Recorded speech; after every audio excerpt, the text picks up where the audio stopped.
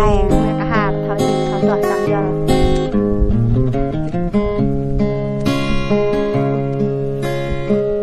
có một đứa bé bên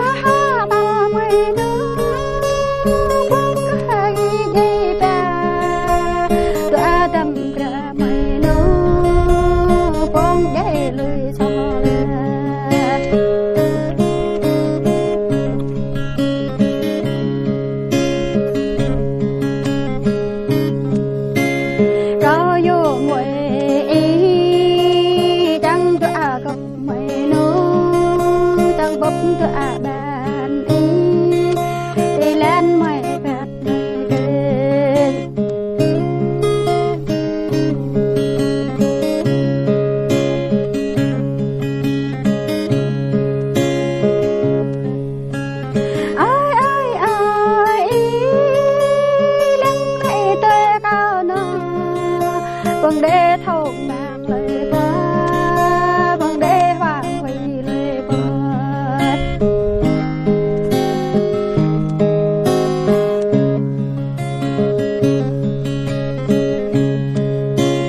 đế ấy cập nhỏ nó đế lấy đi nhỏ đang nhỏ đế lấy sang cho ta khâu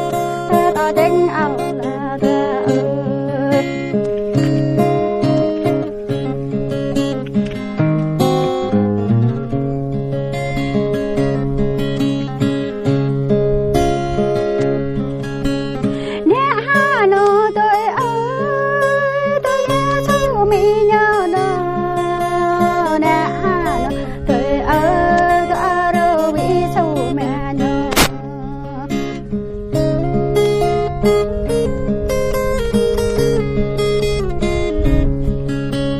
nhà thâu ở nhỏ nó ba rơ vi giấc nó vi rơ vừa giấc nó để lên để rằng là vui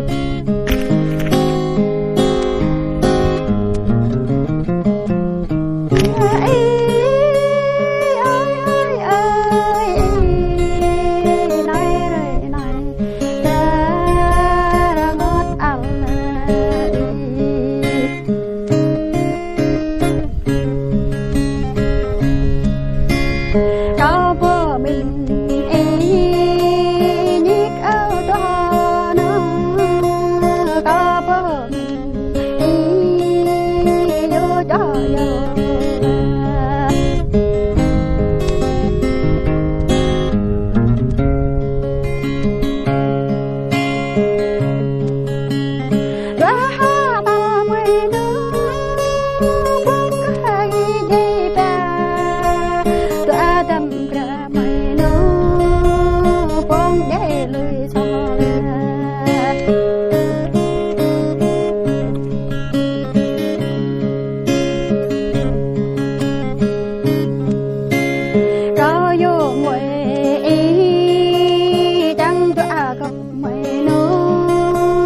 bốc cho bà